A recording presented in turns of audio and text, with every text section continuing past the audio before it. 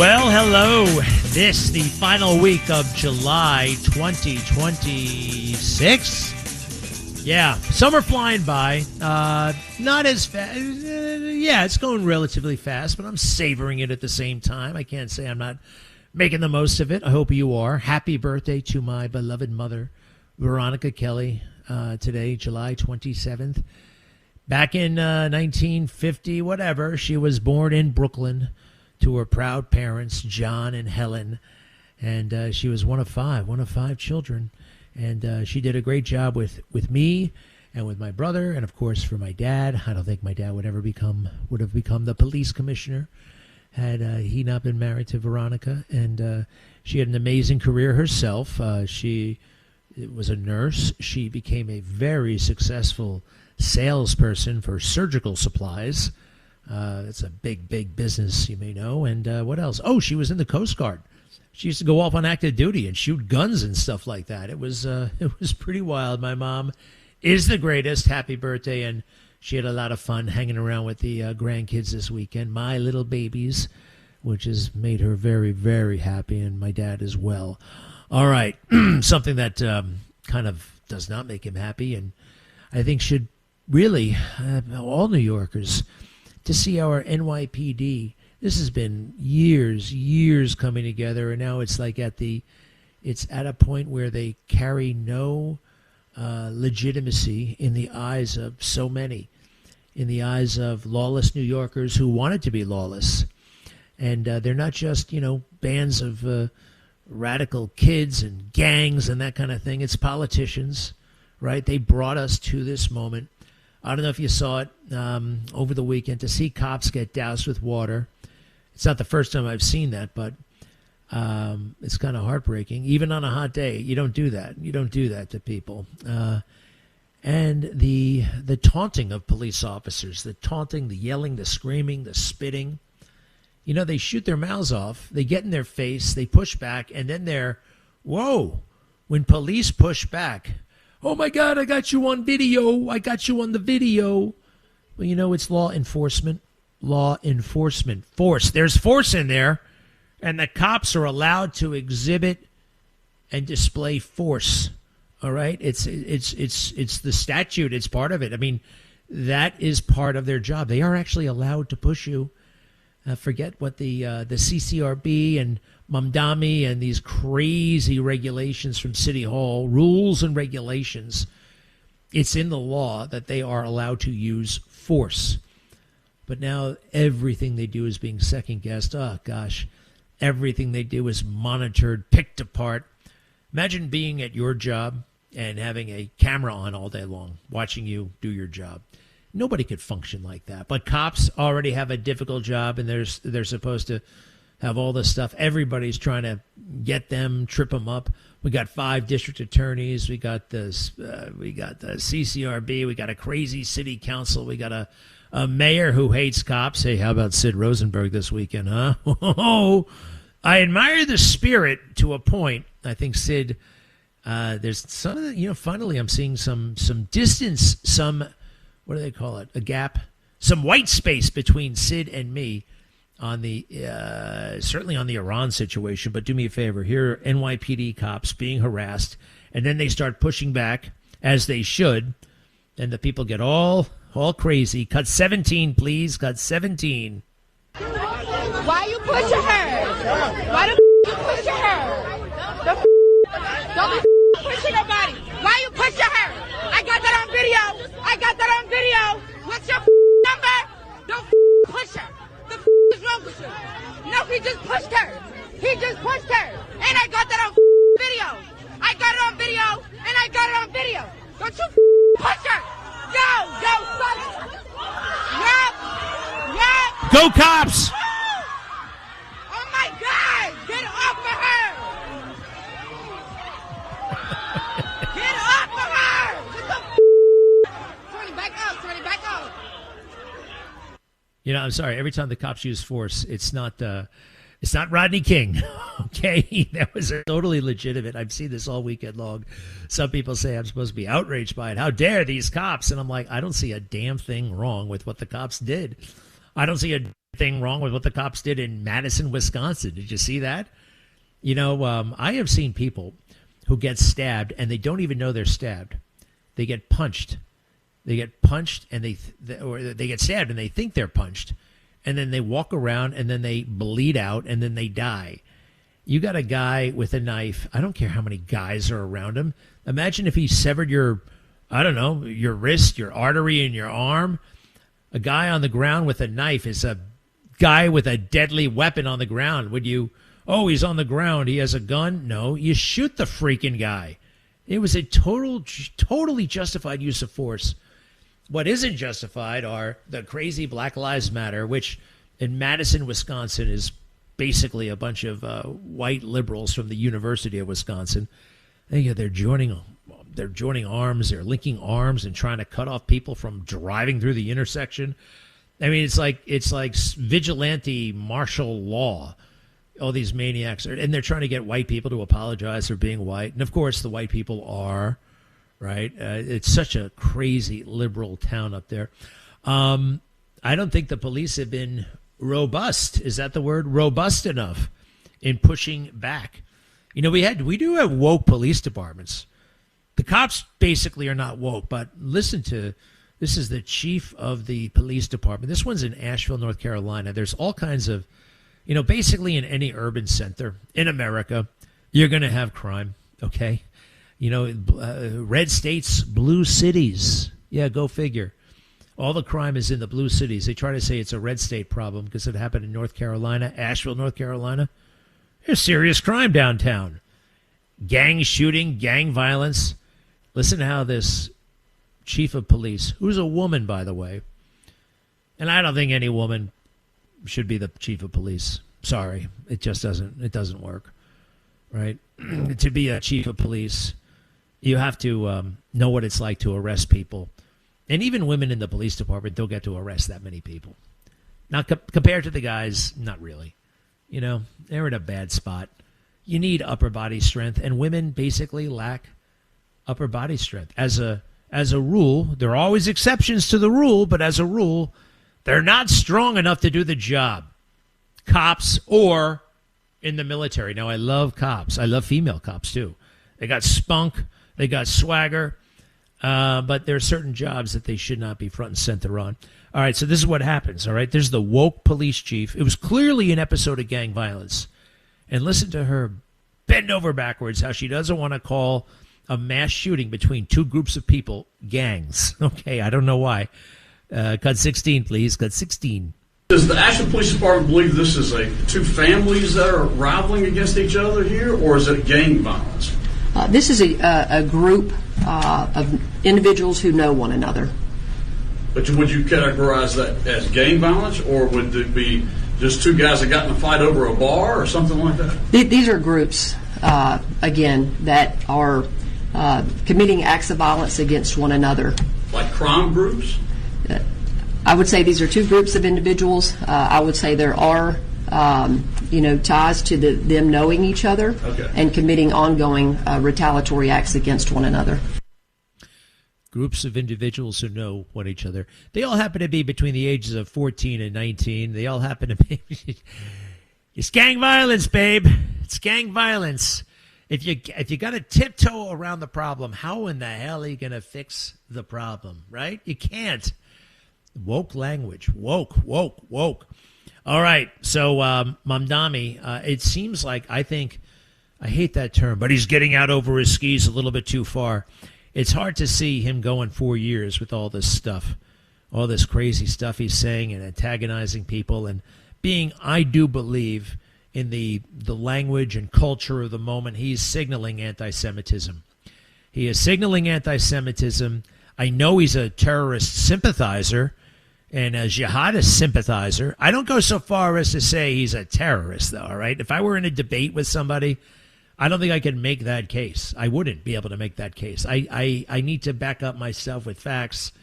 I can point out to all kinds of dog whistles and code words and that kind of thing that he's a sympathizer. But Sid went a little bit farther on the Fox and Friends show. Let's see here. Cut 3, please. Cut 3. Sid. trying to talk to Mayor Mamdani is like trying to talk to the IRGC, okay? This guy is a terrorist. That's the bottom line. I'll say it. You don't want to say it. I'll say it. He's a terrorist. He's a jihadist. He hates the Jewish people. He hates America. He hates the Italian people. He hates the Irish people. He hates the German people. Unless you're Muslim, Mayor Mamdani has no use for you. He is a horrible person and maybe has perpetrated the worst American and Jewish hate in the history of this country.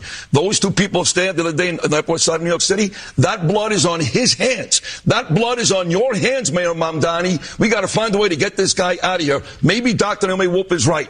Maybe that election wasn't what it looked like on paper. Maybe he really didn't win. But either way, this guy is the worst thing to happen to New York politics, maybe in the history of our state. He's a lowlife. I mean, I think you may be a bit over your skis in labeling him a terrorist, and you're probably going to get flagged for that. Why? Let me ask you this, because New Yorkers elected this guy. Who cares? They knew everything about him before. Like, this is predictable. You talked about predictability. This is a predictable. Let me ask you this. The Hamas guys that are in Qatar right now, they've never put on an explosive vest. They've never shot anybody.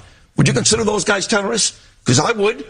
Okay, so his ideologies are in line with the terrorists. Mahmoud Khalil is a campus terrorist. You don't have to kill somebody to be a terrorist. You have to share the ideology. That's what this guy is. He's no better than the person who actually goes and shoots somebody because he respects that person. He likes that person. That makes him one of them.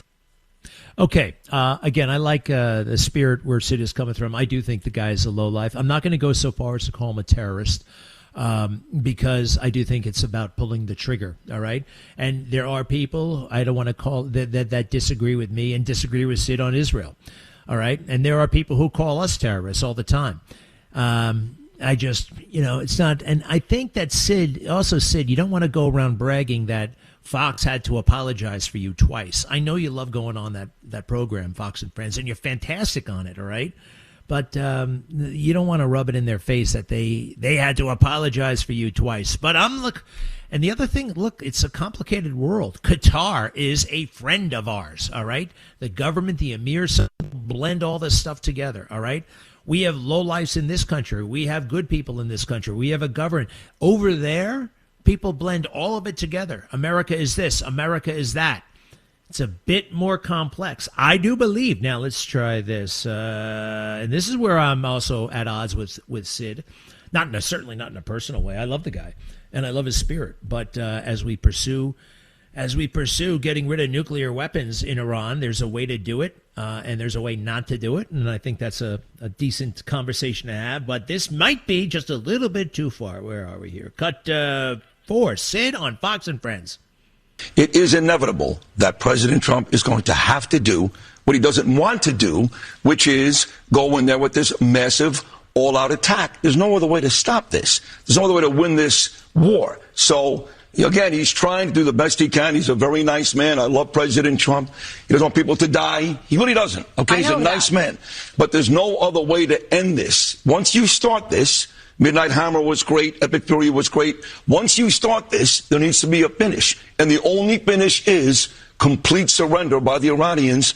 I hate to say it, but complete annihilation.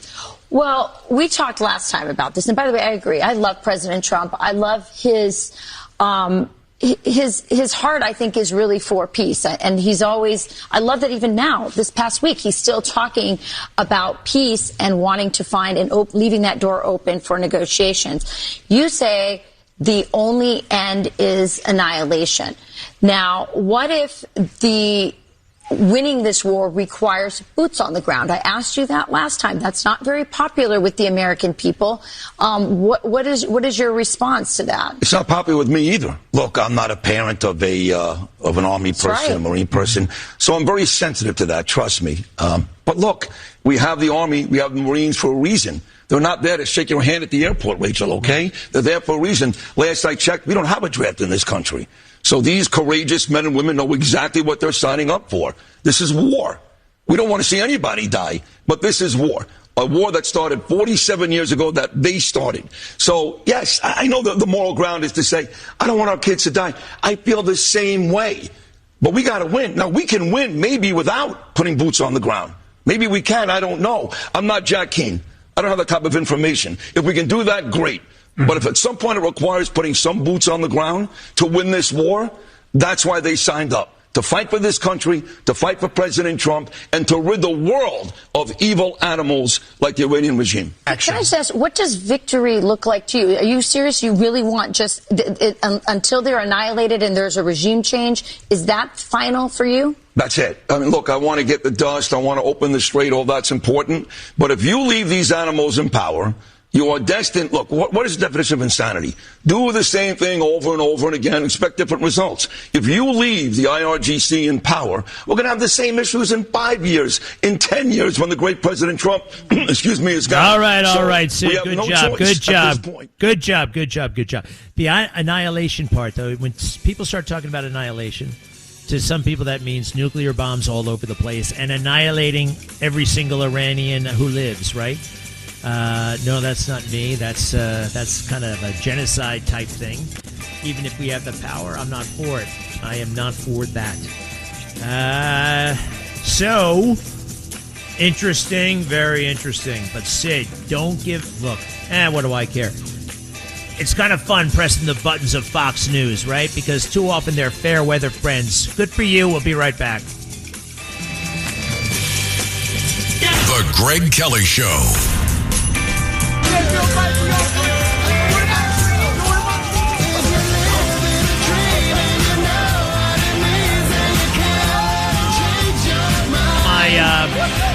I should have called my favorite Instagram video of the day. That would be very nice, but yikes. It's a bunch of women fighting women at the Dominican Day Parade. Man, they're going at it. They're going at it hard. There is an atmosphere of lawlessness and chaos that we haven't had since when? You know, even in the 1970s, my understanding was, and even my dim memory from that period, I was just a little kid and I lived on Long Island for most of it, it wasn't this charged, right? Because the drug of choice back then was heroin, and heroin is a bit of a, a depressant. And it doesn't make people want to go out and fight like crazy, you know, whereas some of the other newer drugs, you know, certainly crack and other things are more of a stimulant-based drug. But look, this is sad to see, and we know it doesn't have to be like this. We're joined by John D. Macari, founder and host of New York's Finest, the Unfiltered podcast. It is fantastic stuff. If you want to find out what the hell's going on in the NYPD for real, go to thefinestunfiltered.com. John D. Macari Jr., welcome back, sir. It is very, you know, this is all man-made, I feel like, John. You know, it doesn't have to be this way. Well, I would say it's Democrat-made, and particularly New York Democrat-made. This is almost 13 years now of one-party Democratic rule across New York State and across New York City. And the result of that you're seeing on New York City streets, the chaos that's unfolding at all of these things. And again, crime isn't as high as it was in the 70s, but the lack of respect for police and the lack of humanity, I believe, has never been higher. And that is a direct result of all of they call it criminal justice reform, but what I call it is anti-police, pro-criminal legislation that's been put in place, and it's emboldened literally all of the stuff that's going on in New York City streets. And, you know, when you talk the numbers, you know, what do the numbers say about crime? I don't think there's any correlation between crime that's happening and the numbers that are available, or the numbers at the NYPD and the mayor's site, because we know that crimes aren't being reported. We know that cops have been discouraged from getting out of their radio cars and the rest, you know, or breaking up a fight and then not doing the paperwork because, well, they know how this goes. So I think there's a huge gap between what's happening and what's actually being reflected in the papers. In the papers, by you mean NYPD papers, forms, that kind of thing. What are you hearing? I mean, look, the Bronx Dominican Day Parade was an absolute disaster. All the cops there were furious. It was calls for help all over the place, to the point that there were no other backup units because it was understaffed and mismanaged. I'm sure there were dozens and dozens of crimes that occurred on that parade route that will not be reported, and yet you'll be told that it was a safe parade overall. It was safe, mostly peaceful. And then you look at the day prior, and the Bronx was an absolute disaster. We had a 12-year-old boy murdered. Completely innocent kid riding his bike, a son of a former retired NYPD sergeant, detective sergeant. The kid did nothing wrong, and yet we're told crime's down at the Bronx. It's at historic lows. Well, maybe if you're talking major shootings and murders, but tell that to the people that are suffering under all these policies. And today, the mayor and the police commissioner, they want everyone to believe that it's only murders and shootings that affect your life. And what we see is that that's not the case. All of the crimes matter. All of the quality of life crimes that we're no longer enforcing matter. They affect public safety. And again, when you look at the crime numbers, I mean, what consistently happens is we celebrate unaudited crime numbers in New York City. They tell you crime's down. As soon as they audit those numbers through random sampling audits, crime's always up. And it happens every month over month, and it's been happening for years now. Listen to this little skirmish up in the Bronx, I believe. Just they're pushing. They're getting in the faces of cops, and then the cops push back.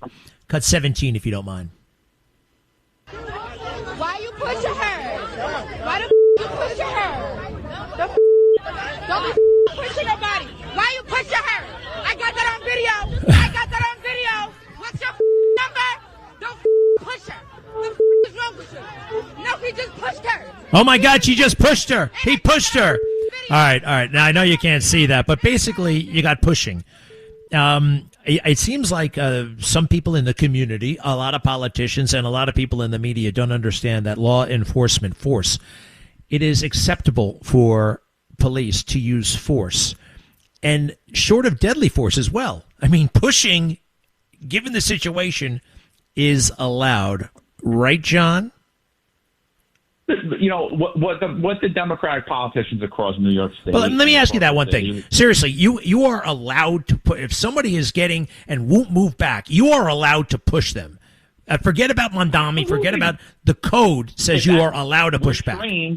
We're trained that if people aren't clearing the roadways or the streets, or you're giving them a lawful order, that absolutely you can push somebody back. That is part of our training. That's what you should expect from the police, or else people would take over the roadways. You wouldn't be able to drive, or they would take over sidewalks. You wouldn't be able to walk, in scenarios like that. So, yeah, absolutely. That there's absolutely nothing wrong. It's not like the cops walking up to her and pushing her for no reason. He asked them to move out of a street so cars could pass. I mean, it's not hard, Body cameras, have they made the job easier, better, harder? What's your take on body cams?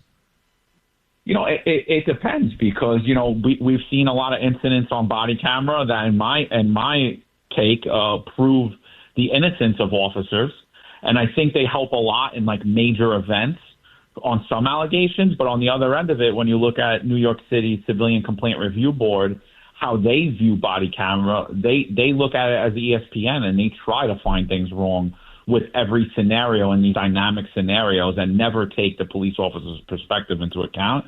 So you see cops are issued a lot of discipline unnecessarily because of body cameras, but in the larger aspects and the larger complaints, like with the shootings and things like that, they do help to exonerate cops, as long as it's not politically charged, because then if that's the case, then the truth doesn't matter and the cops are all bad guys.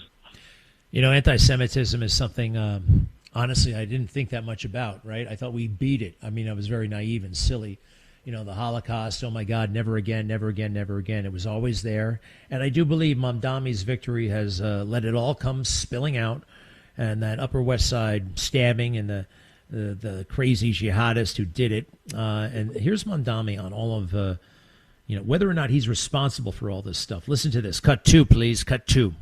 What do you say to Jewish New Yorkers who feel you're fueling anti-Semitism? I would say first and foremost is there's no tolerance for anti-Semitism in this city. We have to root out anti-Semitism from across the 5 boroughs, and that's because this is a city that is one that has no room for hate or bigotry of any kind. And when we make criticisms of a nation state or policies, we have to remember that those are criticisms of exactly that. Never of a people, never of a faith. It's always kind of controlled and measured and reactive when he's talking about anti-Semitism, but he really gets out in front, you know what I mean, in criticizing Israel and going places where mayors just shouldn't be going. I mean, that stuff that we just heard, that's like a really hard thing to get a hold of, right? Even if you're a good mayor, even if you're a good commissioner, even in the best of times, that stuff is hard, right, John? Well, absolutely. I mean, look, here's the thing that I always say about hate crimes.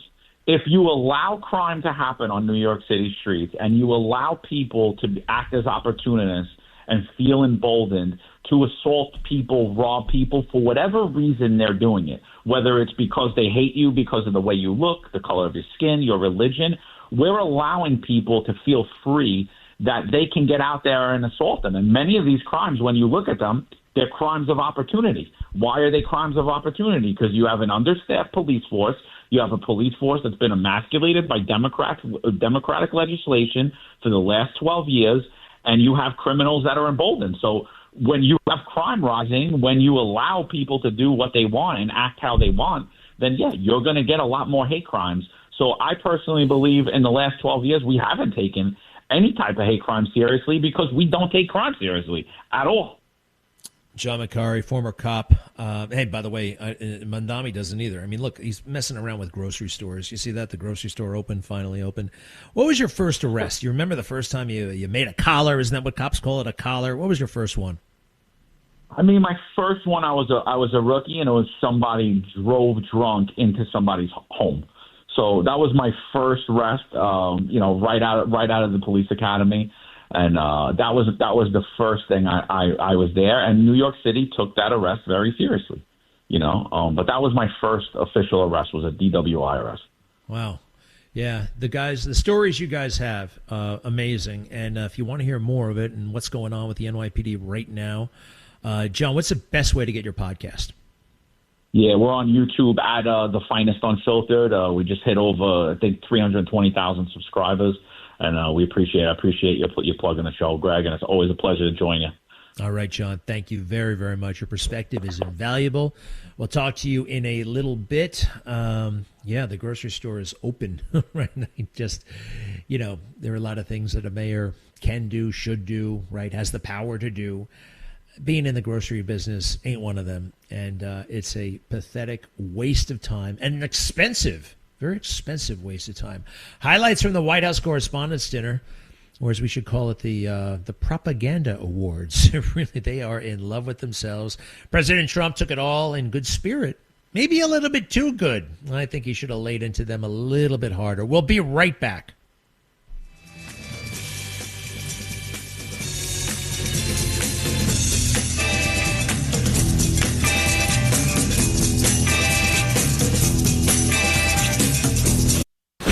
Greg Kelly Show. John Catsimatidis just made 3 excellent points, and I've become so almost immune to the substandard crap we have laying around our country and our city, especially when it comes to infrastructure. I mean, you get off you go to the airport in Hong Kong. You're going to want to stay there. You'd go to the Hong Kong airport just for fun, just to hang around. All right. It is probably the most awe-inspiring place. It is, we used to go to the mall, and then the mall became kind of crummy, and then they upgraded the mall, and then they had the Mall of the Americas. What's another? I mean, it's like Disneyland. It's like a modern Disneyland refurbished. It is. You come into LaGuardia. Now, I know LaGuardia kind of fixed things up, but it's a little bit mediocre. It really is mediocre. It's not all that. It's cleaner than it used to be. They've got these, those things that help you get, what do they call them? They're not elevators. They're not escalators. Those walkway tramways. They got like 2 of them in the whole place. They're like 10 feet. They have those silly restaurants, bookstores. It's normal. Kennedy is a dump. Why are our roads in New York City and the surrounding areas so screwed up? Excuse me. I used to, wow. Pardon me. You know what it is? It's the air conditioning. I love air conditioning. I insist on keeping the fan on. And I insist on keeping it like 67 degrees. I love it. I love sleeping like that. I got it really cold and a fan. My wife, fortunately, doesn't mind. We're on the same page in terms of climate control in the House. The roads are all fouled up. And if you go to Europe, I was in Europe, when was that, a year ago, and I went probably 10 years before that. Why are all the roads so smooth over there? And this is a country that we bomb the hell out of, right? Germany. We bomb the hell out of Germany. Every single road there is better than any road we have in America. Why is that? I mean, is it because they had to make them all brand new? These things are newer than World War II. There's so many practical things for politicians to be engaged in, but it's too much work, and there's too much accountability. We can look to the road and say, hey, you promised to fix that thing, and it's still broken. So they don't even talk about it anymore. The only person who does President Trump. High-speed rail. Look, I don't particularly, it's not a passion project, but if you go to China, if you go to Japan has had high-speed, their trains from 60 years ago, the bullet train is about 60 years old, goes 10 times faster than any of our trains. Now, what is up with that? Are we a superpower or what? How did this happen? Now, part of it is we're not about the collective. We're about the individual, right? We have super duper wealth and rich guys, and that's great, and they hire other people, right? We have a survivalist mentality here. I think it comes from our ancestors, right, who came to the new world, and there wasn't a great big safety net like they had in the old world. It's a little bit tougher here, almost, I don't want to say by design, but it's kind of understood. It's just a little bit tougher here. But the rewards are also greater. They got a great big cushy safety net. In fact, the safety net is so comfortable that some people prefer the safety net than to getting off their ass and actually working. There's that too. And then the stuff that we make, we want to keep. We don't want to pay taxes. We want to find ways out of paying taxes, creatively reinvesting, and then reinvesting, as Ralph Cramden used to say. 33% still goes to the stockholders. Right, Norton? He and I have always agreed about that. All right, going forward, the Epstein stuff. Folks, it underline an exclamation point, hoax, H-O-A-X. I went through a lawsuit over the weekend that this is probably the most prominent lawsuit filed by the so-called Epstein survivors. The Epstein survivors. You'd be surprised how old these Epstein survivors are. Guess how old they are.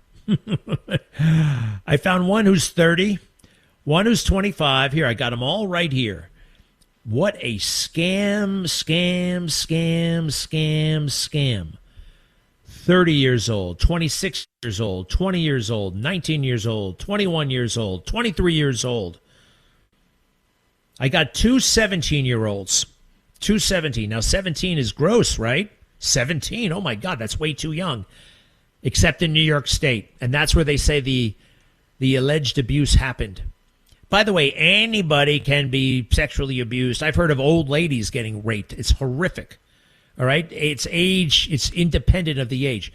But these women say they showed up as masseuses and they were turned off that the client expected something more than just a back massage. Now, I don't know how many, I mean, come on, right? You're being hired. You have no experience as a masseuse or physical therapist, but they hire you anyway. Do you think something else? Well, he promised me a modeling contract. Half of these women say, oh, I just kept doing it. I just kept involved because he said I could be a model someday. Well, go to Barbizon school and work for it. Can you imagine a guy? Could you imagine a guy who witnesses a crime or is a victim of a crime who just says, well, I'm going to go along with this because my boss said he's going to get me a modeling contract someday. Or my boss said he can get me into a movie someday. So I'm just going to go along with this crime that may harm boys and men or women and girls. I think we need to expect more from human beings, even at the age of 17. Age of consent in New York is 17. Anything below 17, there's no such thing as consent. You're too young to consent. So this was all a great big makeup job to get Trump. Over the weekend, The Wall Street Journal received an award from the White House Correspondents Association. They had 10 reporters on that stage receiving an award for Best Enterprising Journalism because they wrote a story that Donald Trump signed his name to a birthday card for Jeffrey Epstein in 1994. All right, which is 14 years before he got arrested for a sex offense. Hey, there's a guy in my high school. Actually, I wasn't friends with him, but I knew him, right? Did I ever sit with him at the cafeteria? Maybe. He got busted for sex kitty stuff. He did. Years after I last saw him, and it's been 30 years since I last saw him. He's walking around as a sex offender. He's got he registered and all that stuff. Is that I had a meal with the guy in 1986. In the cafeteria, I think. Were we all involved in it? Look, just remember this: the Epstein stuff. I'm not apologizing for Epstein. He was a creep. He was getting underage stuff, from 17 when that was illegal, and he was punished. Sex offender. Ask anybody who's a sex offender. Not that we have access to those people, generally speaking, but they got to register. It's like the Scarlet Letter, and they probably deserve it. But there's no evidence whatsoever that, the titans of industry and they were all being blackmailed by Jeffrey Epstein, and somehow Jeffrey Epstein was calling the shots on foreign policy and Israel relations and the Mossad. There's nothing there. All these documents, all the Epstein files, all of it. He was a creep who did creepy things between 2002 and 2006. And it's pretty much end of story. Everything that has happened since is a great big fat money grab. When there's money to be made, everything just goes out the window. Everything goes to hell. All right? It's a big scam. A guy, Michael Tracy, calls it the Jeffrey Epstein industry. And I got the proof. We'll be right back. 800-848-9222. 800-848-9222. I actually joined it and never look at it other than when I want to find out what the hell he is saying. What is important to him, because what's important to him is important to us, and I think it's worth knowing. And it's also very entertaining at times, very informative, and great insight can be learned. Ooh, and here's something right off the bat. This is within the past half hour. Israel derangement syndrome is real, he posts. Israel is a tiny country of just 290 miles long by 85 miles wide in the Middle East. Goodness gracious. I think that's like the size of New Jersey, if that. It is the only country there that represents Western civilization, surrounded by many radical Islamic nations of which want them erased. From the river to the sea, its population is just 10 million, and the average annual income per citizen there is just $58,000 per year. Yet those with IDS scream daily that this is about who the world should worry the most about. IDS is real. Israel derangement syndrome. How about that one? Let's see. Also, the SAVE Act. Whichever party terminates the filibuster first will be the party that survives and thrives. If the Democrats win this race, that's right out of the 90s, but I like it. However, America will rapidly become nothing more than a third world nation, signed President Donald J. Trump. Hey, what are you planning on doing for the midterms? How are you going to get involved? What are you going to do? Now, I'm not a Republican. I'm not a Democrat. I want the Republicans to win. That's the sane party right now. What are you going to do? It's an off year, not an off year, it's a midterm. And too many of us, especially me, traditionally, I only give a damn during a presidential year. This politics stuff, you can have it. I can't stand it, to be honest. Half of it I can't stand, but it doesn't matter. It's too important for me to not get involved. Too important for you not to get involved. And we have to go out there and vote like President Trump was on the ballot. That's the thing about us. Democrats are more motivated. They don't have much else going on in their lives. Right? They're angry. Many of them don't believe in God. They just, this is it. A lot of them don't believe in families, the nuclear family. What could be more selfish than the nuclear family? Oh, aren't you worried about global warming? So this is all they live for. We have other things going on, but we have to put some of those things. We don't even have to put anything aside. We can do two things. We can vote our asses off, and we can start giving money. You know that Act Blue? That Act Blue thing is interesting. It's very easy to donate. Very easy to donate. It's actually not that hard to donate on our side, but there's not like one great big common cause that you can give to, right? What do you do? Give to Donald Trump? Give to, what do we give to? They give to Act Blue. Act Blue, and then the rest, and then they figure it out. We have to get, there should be something similar. It doesn't matter. There won't be anything similar before the election. We have to start giving money. And I'm not talking about $1,000, $10, $20, $15, $5, $1. And if you start doing that, it's almost like when you start betting on sports, right? Sometimes I'm like, why are these people so into sports? Because they're betting money on it. If you want, John Thune should not allow the United States Senate to leave town until it passes the Save America Act. Far better still, terminate the filibuster, where Republicans can then quickly pass everything they ever dreamed of, including a full and deep-throated Save America Act, the budget, and the ever-looming debt ceiling disaster, 1929. The Democrats will do it on day one and can't believe how lucky they got with this Senate leadership. Remember, stupidity always brings losing and death. President John Trump, Donald J. Trump. Yeah, that Thune, huh? What a character. It's not Democrat socialism, it's communism. You cannot put lipstick on a pig to fool Americans. This is great stuff. This is what this is worth signing up for truth. That John Thune is a strange cat. I wonder what really motivates him. What's he thinking behind closed? What's going on in that pretty boy head of his? You know? Never trust the pretty boys. They're too into themselves and they're grooming. John Thune. If someone has no faith in God and hates America, they will vote Democrat, guaranteed. That's from President Trump. And that actually, it does kind of correspond to what we were just talking about.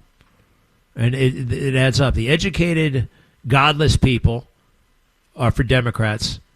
And the faith-based people who maybe didn't spend, so many years and so much money getting extra worthless degrees, they tend to be Republican. What policies are the Democrats running on the midterms? Open the borders back up, defund law enforcement, stop deporting criminal illegal aliens, tax Americans more Medicaid fraud. Seriously, what do the Democrats stand for other than hating the president?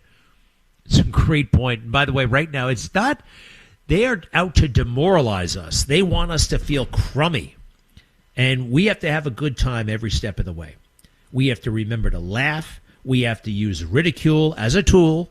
All right, it's okay to ridicule our enemies as long as we also defeat them.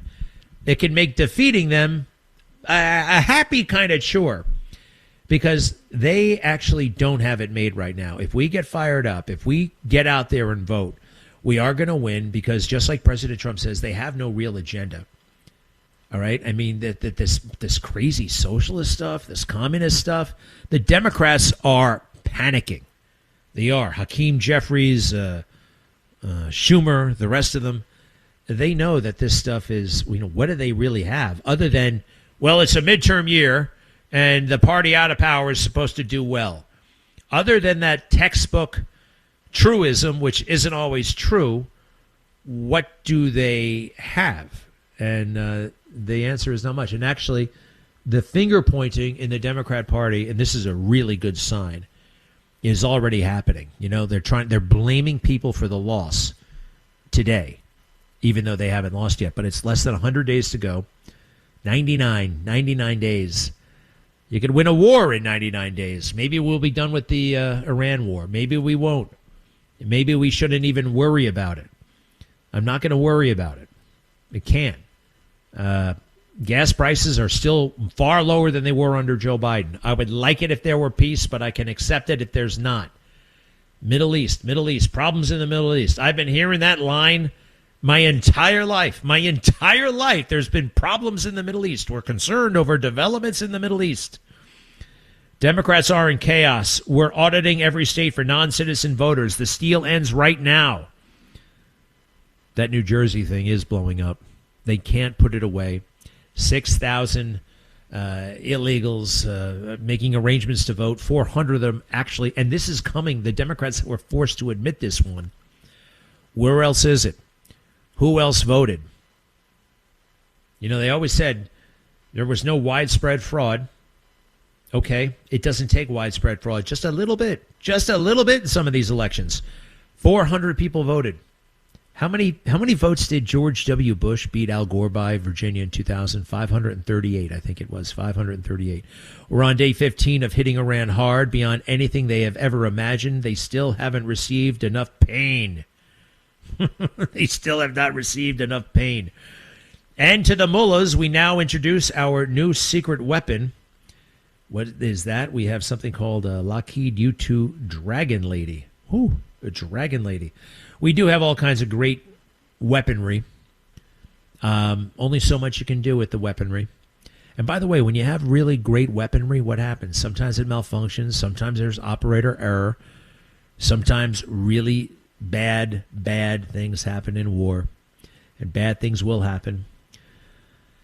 But I think these are acceptable. I hate to talk about it in such terms, but these are acceptable losses. You know about acceptable losses? These are acceptable losses. Did you hear about the White House Correspondents' Dinner? Let's just do a little bit here. A little bit.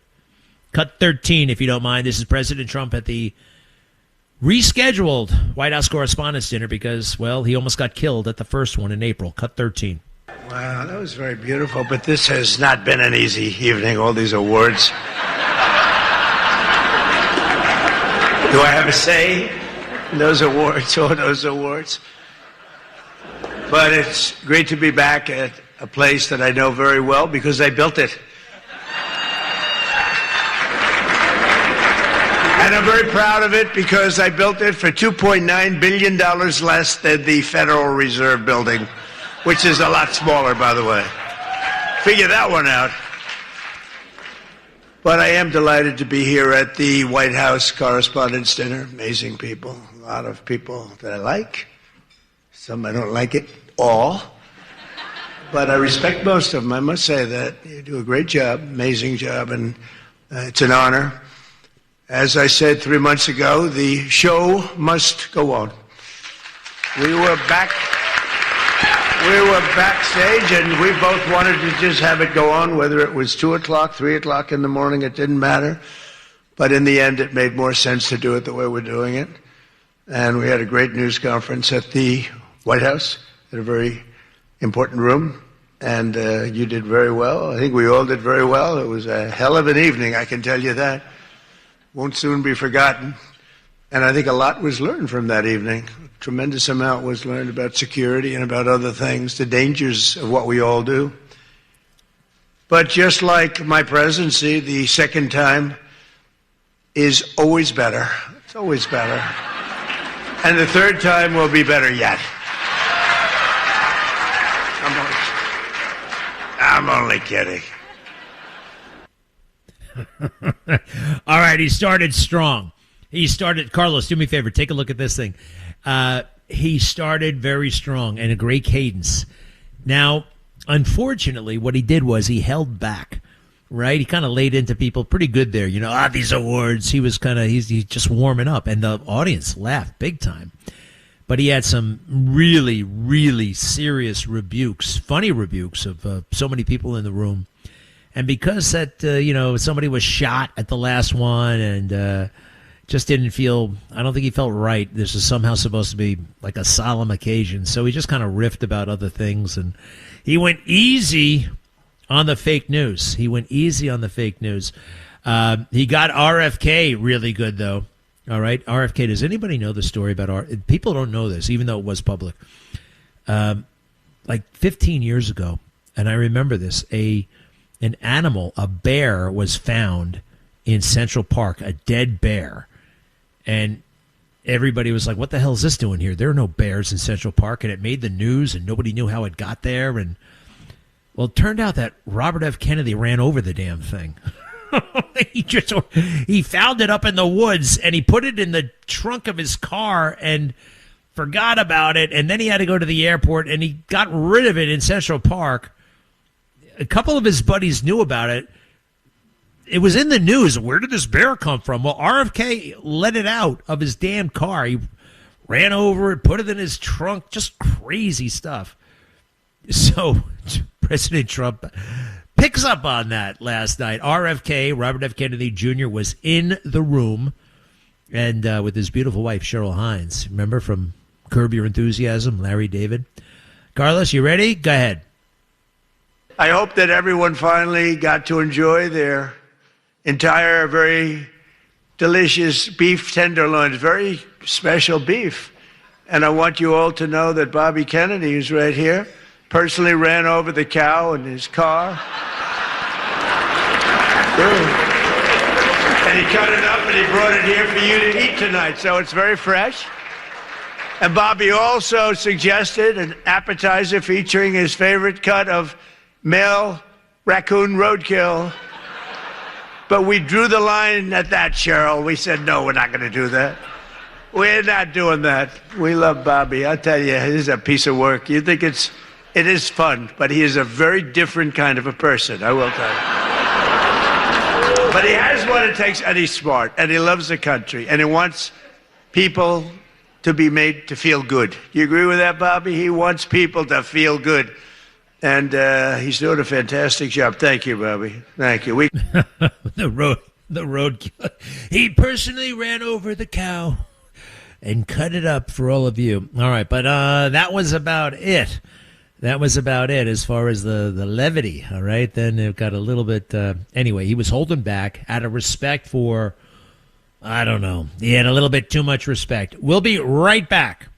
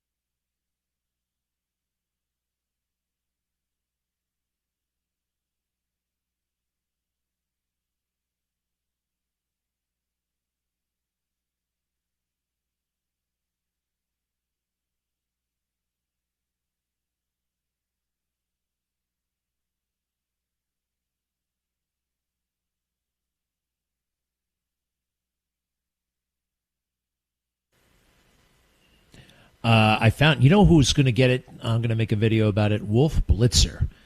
All these journalists, one after the next, they were taking these nasty little shots, and President Trump is right there.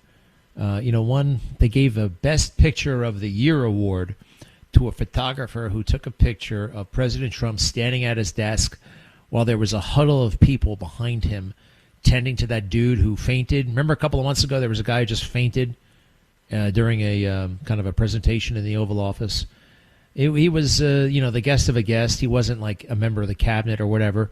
President Trump, looked over there. Everybody did. And Dr. Oz was right next to the dude and started tending to him right away. And there are like 15 people over him. And then at one point, President Trump is looking there. Then he looks away and he's looking at the rest of the room. And it's like, oh, look at this. President Trump doesn't care. And it was the idea that they gave an award to this moment in time, right? This one moment in time where you can spin it if you really want to make it look as though President Trump doesn't care. Now, anybody grow up on that TV show Emergency, right, with the paramedics? Remember that show with what are those guys named? Johnny and Gage or something like that, and Rampart. Well, anytime they find somebody, those guys showed up at the scene and there's some guy on the ground having a heart attack or whatever, what do they always say? Get back. Everybody else get back. Give him some air. You really needed 15 people over this guy? The President of the United States? What does he know about first aid? Also, he had to continue to lead. There were other people in the room as well. So just one of the many little jerk moves they try to pull on POTUS the other night, and I don't like it, but whatever. Comes with the territory, right? Who's this? Brian, how are you? Greg, hi, I'm a big fan. Semper Fi. Semper Fi, what's up? I just happened to put on Fox the other day when I was in the middle of the day at home. Did you see the press conference of the police chief at the Madison police shooting? Was it woke as hell? It was woke as hell, and Greg, you have to watch it. It was the sickest thing I've ever seen. I will. Hey, thanks for telling me, Brian. My cable was out. We're going to get it when we come back in a little while.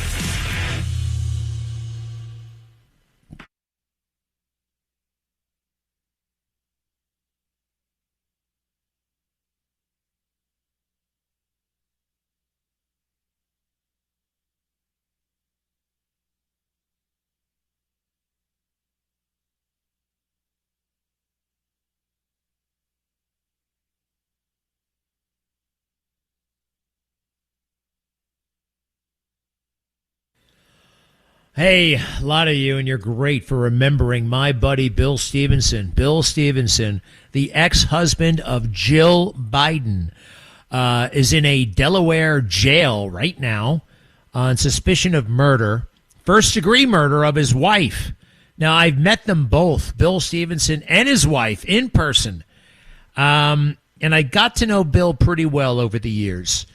And I don't believe he's guilty. And I look at this case and I see all kinds of weirdo anomalies with the case. And I become even more convinced, at the very least, something corrupt is going on in Delaware against my friend Bill Stevenson. And, I want answers. And I've been pursuing answers. And actually, some really awesome folks have kind of joined forces with me. Great journalists and researchers and truth seekers like Joel Gilbert and Garrett Ziegler from the Marco Polo Project. But Joel Gilbert is the gifted author and filmmaker and journalist. He's been writing about this, will be writing about this for the Gateway Pundit and more. Welcome back, Joel Gilbert. How are you? And thanks for all the work you're doing on this with me. Okay, pretty good. Well, I'm enjoying looking into it because, every American is innocent until proven guilty. And all the signs point to Bill Stevenson being railroaded in the state of Delaware, which I found out is not really a state. It's more like this corporation, which Joe Biden has been sitting at the center of for many, many years. So there's lots of anomalies in this case. The biggest problem and the biggest red flag is that the state of Delaware will not release any information whatsoever. Biggest suspicion is they did an autopsy on Stevenson's wife. It was inconclusive. There was not even a cause of death, let alone a cause of anyone killing her. And somebody ordered a second autopsy, And we don't know who did it and who ordered it, but somehow based on that, they indicted Stevenson, who pled not guilty.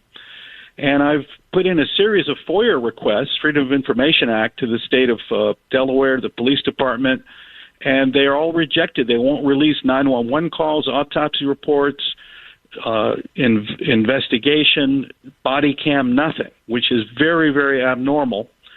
And I even had Judicial Watch and another friend of mine who lives in Delaware put in the same request. Same thing. They won't release any information whatsoever. So that's a big red flag. They want to present it to a jury without the media or the public getting any chance to look at the evidence, whatever it is.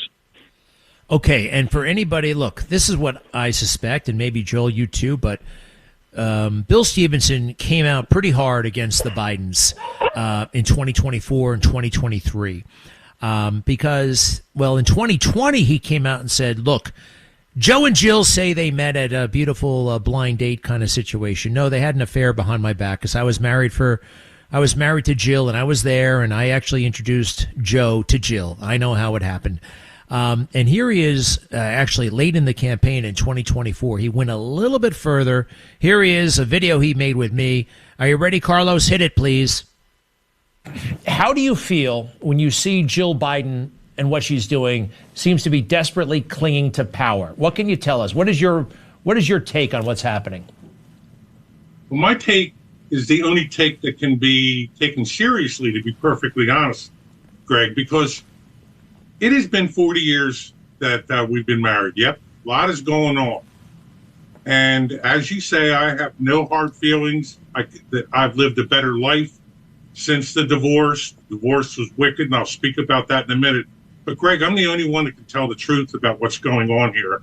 And I am telling you, the young lady, Dr. Jill Biden, that I see on stage is somebody that I really don't even recognize anymore.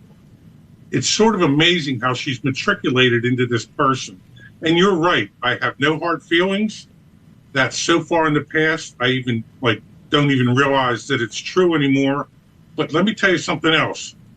When I saw her yell on the stage that a president that I love, Donald J. Trump, I could not stand by any longer when she said he's a liar. It drove me crazy. I can't stand it anymore. Maybe I am taking the gloves off. I don't know. But, Greg, it's unfair. I don't understand her. I don't understand that she does not see that her husband, the president of the United States, is struggling. She's got to do something about this and realize that this is not any good for anybody, and especially the country. All right, let's stop it right there. So it gives you a sense of why the Bidens probably noticed this, saw this, and I think that's the motive why they would probably want this guy railroaded. But Joel, back to you. I just thought it was important to point out a potential motive for why he's being treated so unfairly, it seems. Keep going, please. Yeah, I would say that, look, the Bidens seem to be vindictive people. You caught that quote where Biden said on a hot mic in 2022, he said, "No one F's with the Biden." Jill released this book called A View from the East Wing, where she talks about her marriage to Bill Stevenson, and she's still bitter about the divorce because she didn't get an ownership interest in his famous nightclub called the Stone Balloon. And when you listen to the audiobook version, Jill just flies into a rage. She's so angry, so many years later, after all the millions of dollars and being first lady, she's still mad about it. So we have to wonder what's going on in Delaware, why the state of Delaware won't release one piece of information about this case. I even called the public defender that's representing Bill Stevenson. He won't return my calls whatsoever. Bill also got put on a $2 million cash bail. And this means that he has to give a $2 million check to the state of Delaware to get out of prison, or give away $600,000 in a non-refundable fee. So that means because he doesn't have the resources, he stays in jail for 1 full year prior to his trial, even though he's not been convicted of anything. So everything is just starting to stink to high heavens. Why is a 78-year-old man who's not a flight risk being kept in prison for a year in a case where the initial autopsy couldn't even find any wrongdoing or even any cause of death? So we're looking for answers. I talked to his power of attorney. Bill has a power of attorney that's taking care of his affairs. His power of attorney just got subpoenaed by the prosecution, even though he has no information whatsoever about the case. So every piece that's going on here, there's some concern is there really, regular justice going on in Delaware, or is it all because no one should F with a Biden? And that's what the Bidens have said. So, look, we've been kind of banging the drum about this for a while. You and me, Garrett, conservative media, and they're still kind of doing what they're doing in Delaware. I see no sign of them being embarrassed by any of this, I'm sure they're aware of what we're doing, but they show no signs of being, somehow regretful or might change their approach.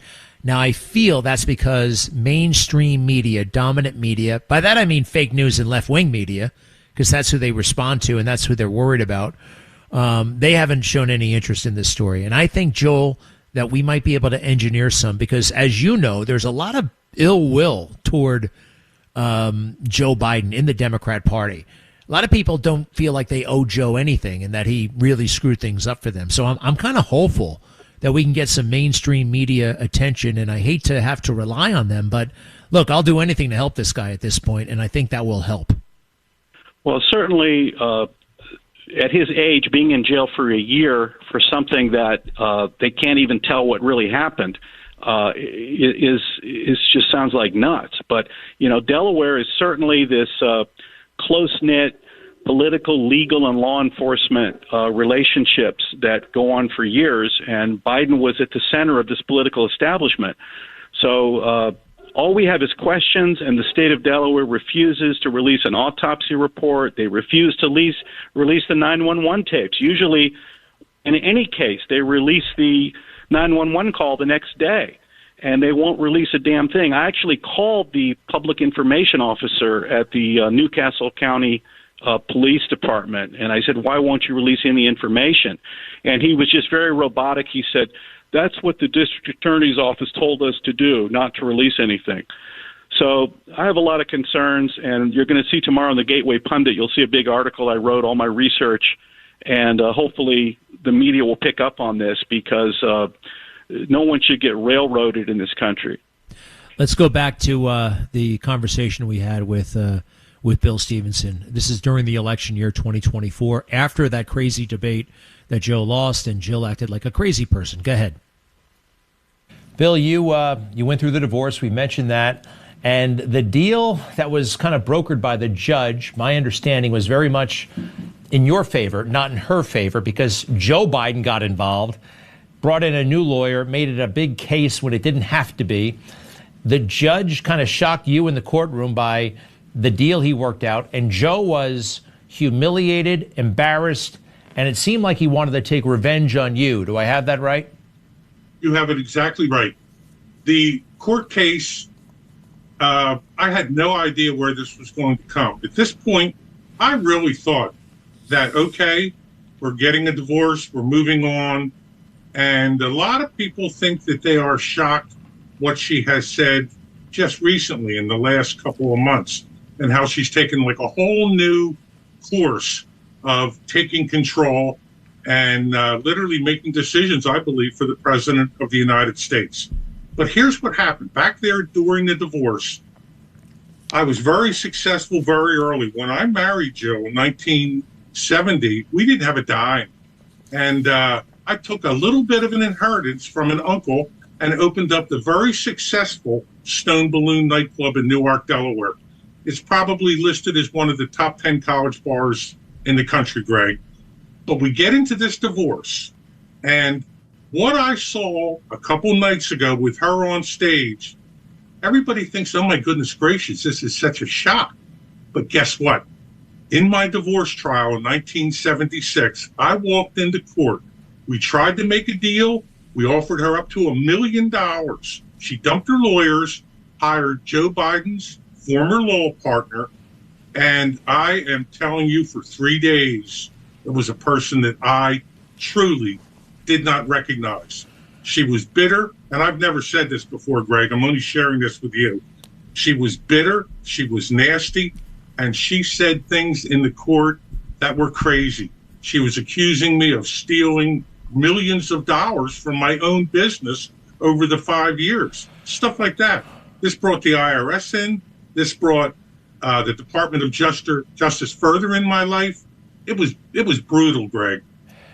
Hey, I want to jump in here. And Joel, you just referred to this. So what he's talking about, Jill confirms. Jill writes in her own autobiography, the one that came out like 2 months ago, this woman has been First Lady of the United States, Second Lady of the United States. She's been on Air Force One. She slept in Buckingham Palace, all right? She lived in the White House. And she's still upset that she didn't get enough money from Bill Stevenson and that silly bar. And it's not a silly bar, but in retrospect, 50. Listen to this.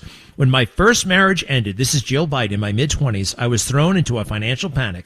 I'd married at 18. I didn't have a career or even a college degree. My then husband owned a popular college bar that he held on to. I wound up with less than a quarter of what I imagined to be our shared money. I swore that I would never be in that vulnerable position again. I couldn't very well preach independence, and this is what she's talking about, for my whole life and then throw it out the window the second I was living in a fancy house because of my husband's position. Could I? So this was like a life-changing moment for her. And you say, Joel, I only read this. You listen to it, the audio version, and you can hear her emotion. Oh man, she gets like all of a sudden her voice changes. She gets more emotional. She starts kind of getting angry. So you definitely have to listen to the audiobook version to appreciate how angry she is over that settlement. That's pretty wild. All right, well, we will. Joel Gilbert, you're really interesting. You've done it all. And Joel, tell us real quick, didn't you like hang around Al Gore for a while on Capitol Hill when you were like 20 years old? Yeah, I was an intern for Gore because I'm originally from Tennessee. So I was an intern when he was a U.S. Senator. And so I got to meet him and know him a little bit while he was a senator from Tennessee. He was actually a very conservative senator at the time and had not gone over the edge in terms of this climate madness yet. He was actually kind of a normal person at the time. But I did make a movie called the Climate According to AI Al Gore, where I interview the AI version of Al Gore, and we get the real truth about the whole climate hoax. So that's definitely a movie you want to check out. No, it's really interesting. Well done, Joel Gilbert. Check it out. The the Gateway Pundit will be up tomorrow by Joel Gilbert. Thank you, Joel. To be continued, and we'll see you later. You bet, pal. You bet. All right. 800-848-9222. 800-848-9222. I saw Mark Kelly. No relation. People ask me if I'm related to Mark Kelly, the senator, who used to be cool. And then he went woke and weird. And he's thinking of running for president. Ooh, boy. I've heard of crazier ideas. He'd be something to deal with. He would be he'd be formidable, totally beatable because he sold his soul for all this power. But Mark Kelly may be the next entrant, or one of the first entrants, I should say, into the Democrat race for president. We'll be right back.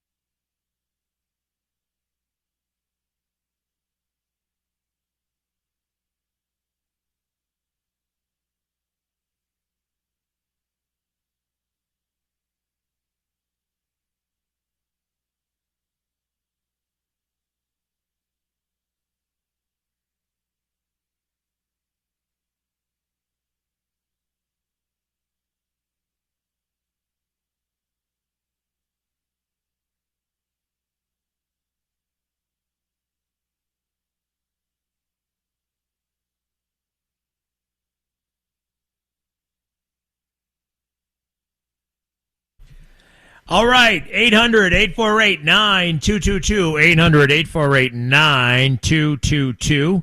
Let's see, who do we have here? We have with me, shoot, I can't read that little line there. Is that Eric? Is Eric there? Yeah, the butt nut. Is that you, Eric? That is me, and thank you very much for taking my call. Correct. What's up? I'm one of the people who pioneered the Americans with Disabilities Act under President Reagan. And to me, I can't believe that I'm living through what I'm living through these days. It's like people forgot how to communicate. It's like everybody's doing the Wild West or Mad Max syndrome.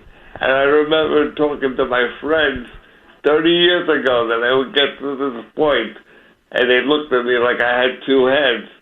So I'm wondering if we'll ever get back to communication instead of texting and hide behind texting, and it just makes me very sad.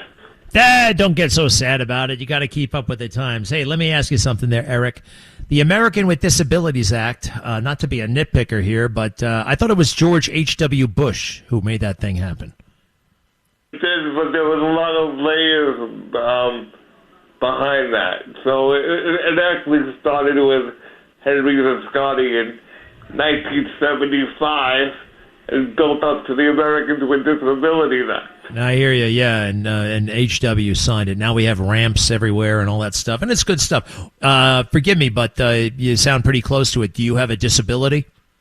I've been born with cerebral palsy my whole life. My dad was Elvis Presley's engineer. He worked for RCA for 15 years, and he also pioneered one of the first disabled mixing boards.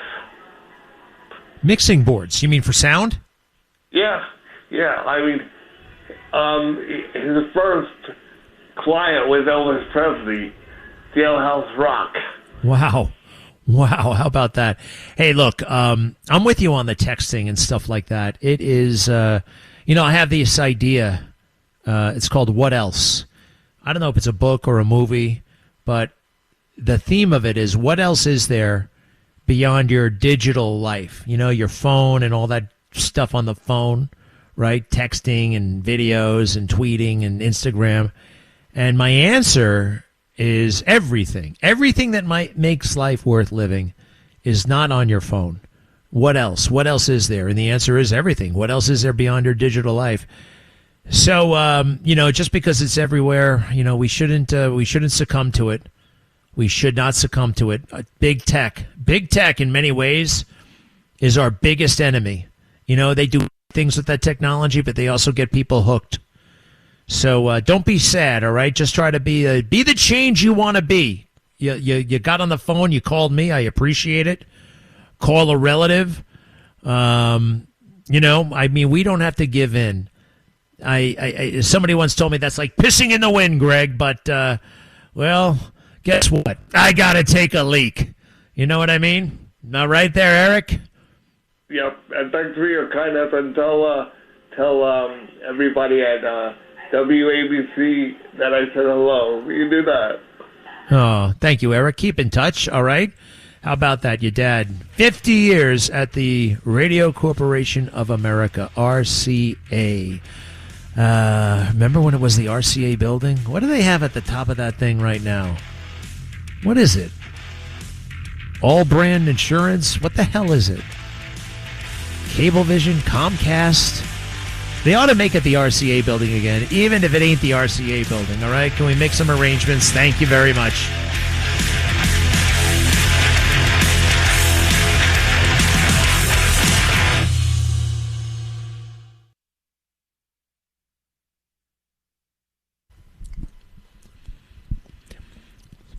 Hey, I'm sorry. I know what Brian was talking about, that press conference in Madison, Wisconsin, I should say, where the dude, some angry jerk, first of all, how the hell does he get into police headquarters? If you haven't learned by now, you're not supposed to let just anybody into police headquarters. for a press conference. It's one thing if you want to report a crime, all right, great. But you can't just go roaming around the joint. That's how Lee Harvey Oswald got shot by Jack Ruby. Oh, yeah, him. Yeah, let him on in. How did that happen? All right, so look, I've seen, maybe because I've been to war, I've been to Iraq, I've been to Afghanistan, especially Iraq. I've seen a few things. And every time I look at this video, or I'm told that the video is about to be shown on social media, it says, "Do not watch, disturbing." And I'm like, well, okay, I'm going to watch it anyway. And it ain't that disturbing.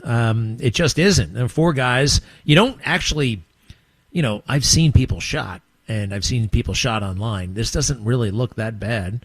I'm not saying he wasn't shot, but I'm saying also he looked like he was trying to grab their taser. He was armed with a knife.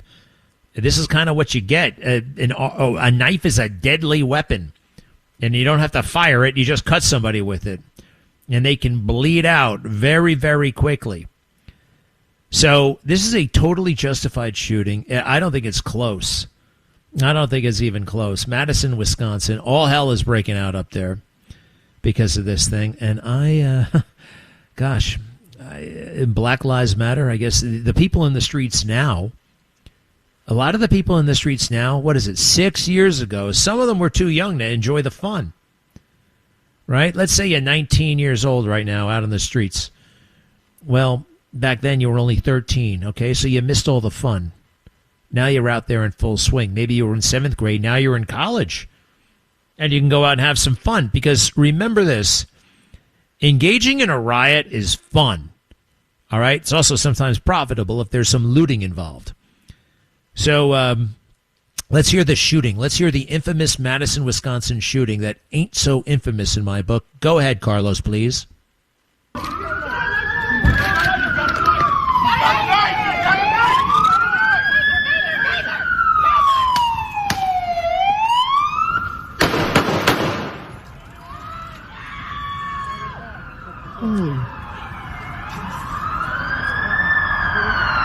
Okay.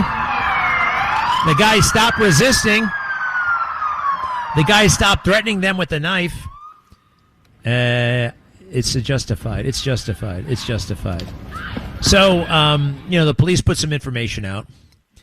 And this crazy person shows up in the middle of the press conference. Kind of happens sometimes, And you guys are the cops. You're pretty well positioned to maintain order in your own press conference. But they let this dude just walk up to the gosh damn microphone. Something tells me, quite frankly, if this person had been Caucasian, they would not have allowed this to happen. But since he happens to be a person of color, they give him a little bit of a wide berth. Wouldn't want to appear to be racist, All right, you ready with that? This is one hell of a press conference. Some dude decides his voice is more important than anybody else's. Go ahead, Carlos. You're going to say the same thing you all say every time a black body gets shot down in this city. This is a corrupt city. That's right. Have no fear. The anti-Zionist is here. You understand me? You won't be able to talk today because I'm going to keep talking because I was born to talk my talk and walk my walk too. I told these young people back here on my way here that we have the power. Not that badge, not that weapon. We have the power. The city of Madison is corrupt. From the DA to the what's the name of this? The Department of Independent Monitoring. We don't want any of that talk. You've given us this speech with "you'll deliver justice." Oh, we've seen the cameras. We've seen. It was a knife in this young man's hand. We don't want to hear that today. We didn't want to hear it when they put their neck on George Floyd's neck. Their foot on George Floyd's neck, and we don't want to hear it today. What do you have to say about that? Oh, you don't get to talk, I said. Right. Go ahead. Enough is enough. I'll step aside. That's right. Give me this microphone then. Excuse me. Speak. That's right. My name is Carlos Dixon. I represent APTAP. All power to all people. Zero power to all power to all people. Speak it. Power to colonialism. What you are doing right now in this city is continuing the disgusting nature of colonialism, the disgusting nature of imperialism. Look up the definition of Has this guy ever been to Colonial Williamsburg? It's great down there. All right, shut up. Shut up. Now, it's one thing for the local radical to show up at the press conference. But I'm looking at these other videos, and some of them are pretty normal-looking people who just might be employed somewhere, you know? They look like they might have gotten a decent night's sleep. They might live in a domicile that they either rent or they own. I'm not sure about Mr. Anti-Zionist there. I think his situation is a little unsteady. But here's a lady. They stop her from driving her car in the middle of the intersection. And and then she says, I'm going to join the protest. Please let me go home so I can change clothes and come down here. Right? This is like, you got to join the mob. You have to show that you're one of them for them to let you go by. And like kind of like the Stockholm Syndrome, if you ever heard of that one. Go ahead, Carlos, please. Surrounding her car, her red car. Listen up.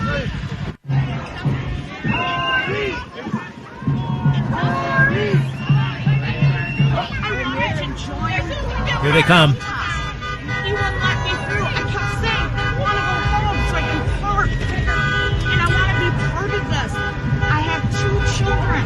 I want to be part of this, she says. I've seen the video. I drove through that intersection less than 5 minutes before it happened. Why did he call you the C? Why did he call you the C word?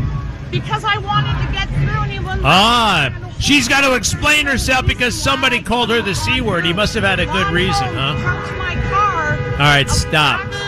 Stop. Madison, Wisconsin. How about it? How about it? The crazy people are in control. And then at the bar scene, because it's a great big college town. And college towns, if they're big enough, are actually kind of vibrant even during the summer. Right? They got stuff going on. They got summer session. They got summer sports. The football players show up 2 months early. That always gave me the heebie-jeebies, having to play football in the summer. Oh, my gosh. You know, training camp and all that stuff they got to show up for. So they circle, like, various businesses, and they won't let anybody come in or out. Go ahead with the next one if you don't mind, pal.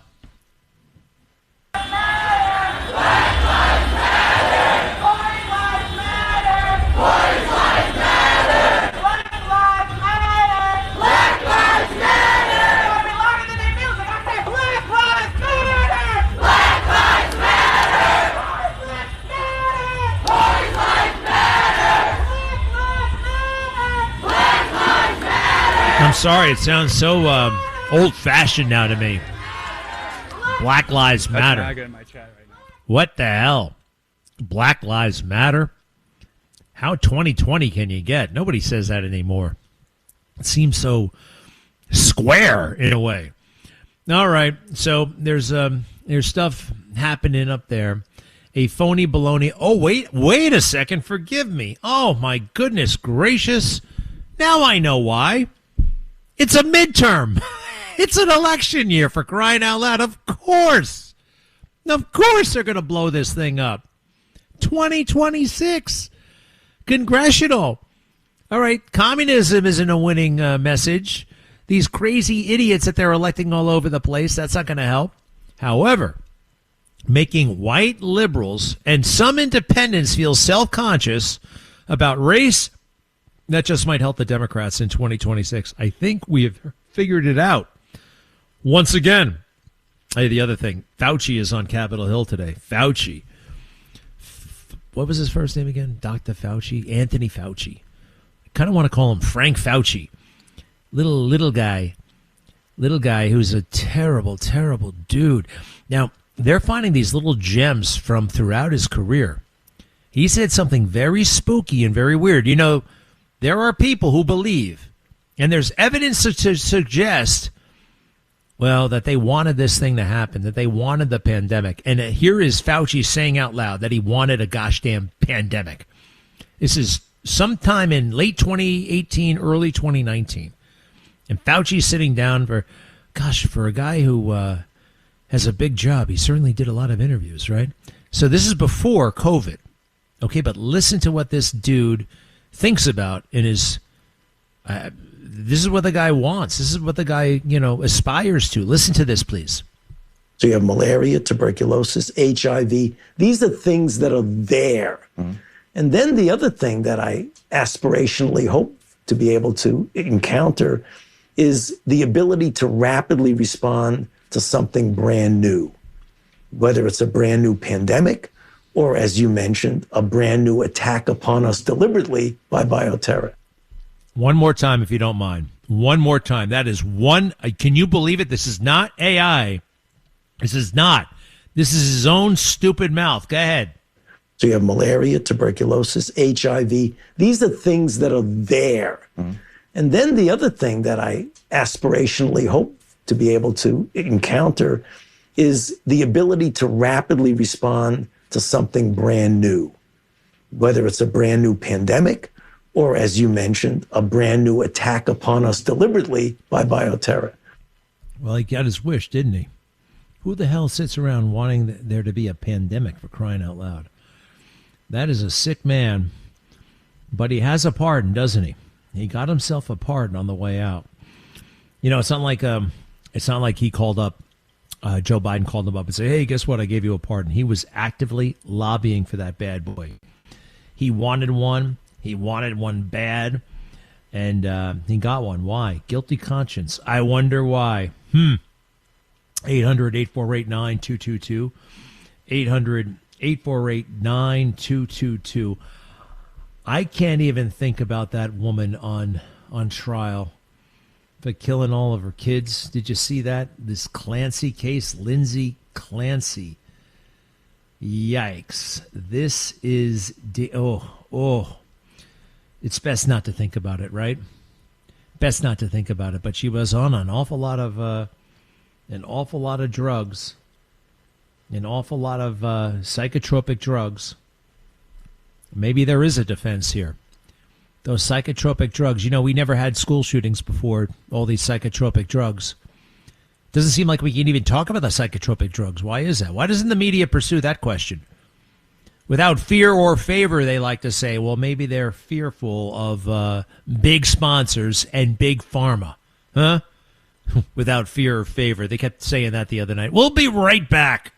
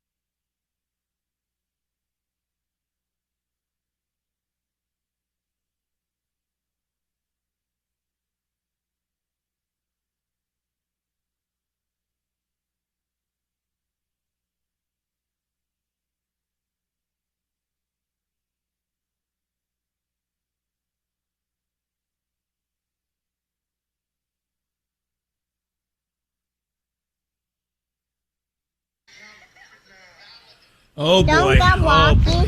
Don't get lost. Hey. Walking will get lost. What are you going to leave there?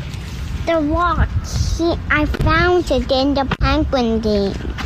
You found it where? In a penguin game. What is it again? A penguin game. And what did you find there? A pebble.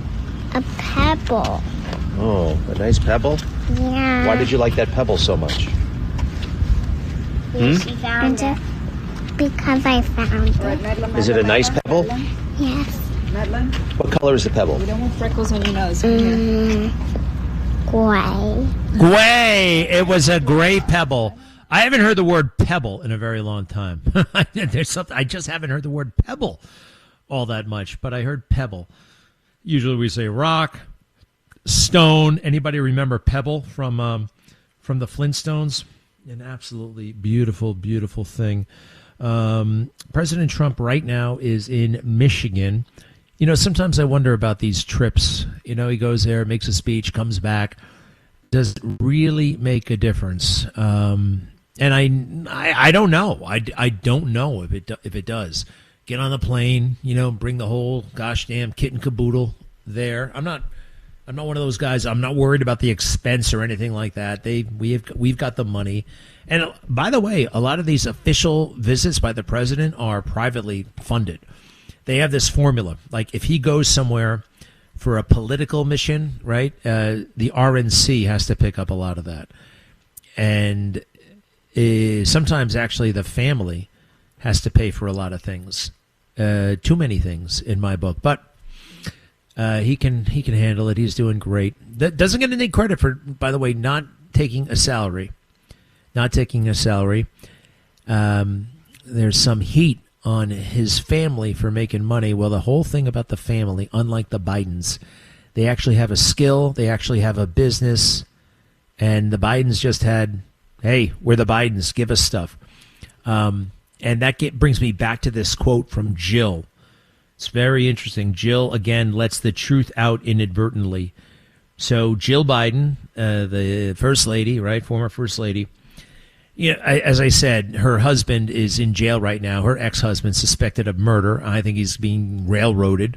We know what railroaded means. It's the process is kind of rigged against him every step of the way. No public release of the indictment, no public release of the autopsy, the 911. Bail is ludicrously high. Everybody involved in this case has a massive conflict of interest. Jill Biden herself is still seething over not getting a piece of Bill's bar business. He had a bar, Bill's Bar, the Stone Balloon in Wilmington in the 1970s. She didn't get any money, and she writes about how annoyed she was by that. But she says something in this thing very interesting. You ready? Okay. She swears that she's never going to be in this vulnerable financial position again. Right? She's telling young women and girls this. I couldn't very well preach independence for my whole life and then throw it out the window the second I was living in a fancy house because of my husband's position. Could I? It's that last line there. I was living in a fancy house because of my husband's position. Could I? My husband's position. My husband's position. Position. It's a public servant.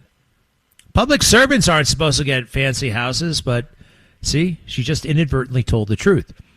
She didn't say because my husband was rich or my husband was making a good salary or, my husband worked. No, because of his position as a United States Senator. Are you kidding me? Automatically? From what I hear, senators, they bitch and moan about how little money they're making. Yet you get a fancy house. Once again, the truth comes out. I love it.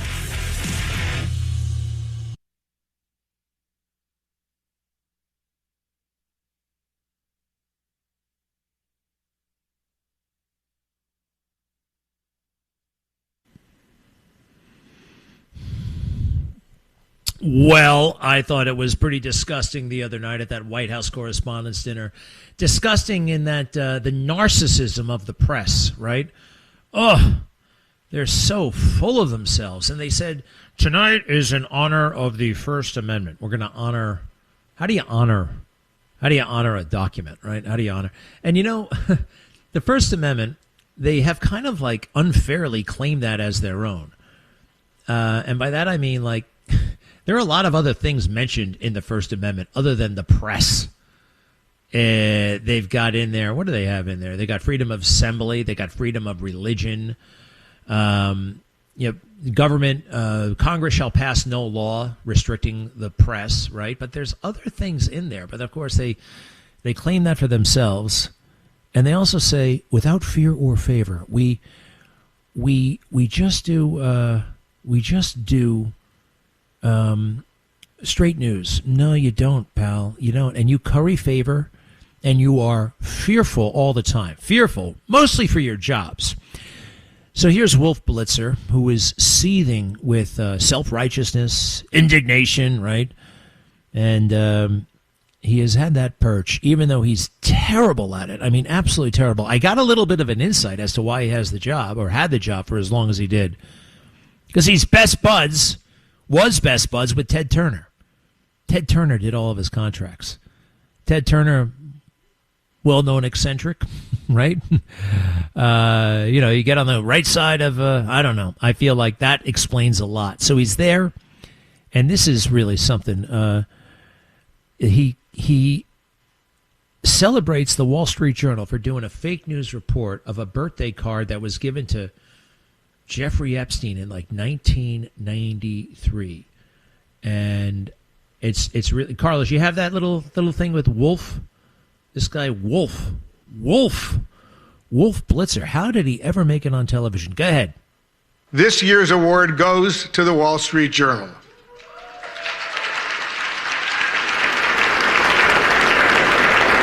The Journal's courageous reporting on President Trump's past relationship with financier Jeffrey Epstein triggered the release of the so-called Epstein files, thousands of documents that might otherwise have remained hidden from the public.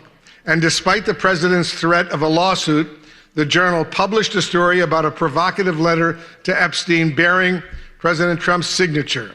Trump quickly filed a $20 billion lawsuit against the Journal, revealing reporter Khadija Safdar's home address. Her family had to be relocated. The Journal was kicked off of Air Force One, but the reporters continue to file revelatory stories.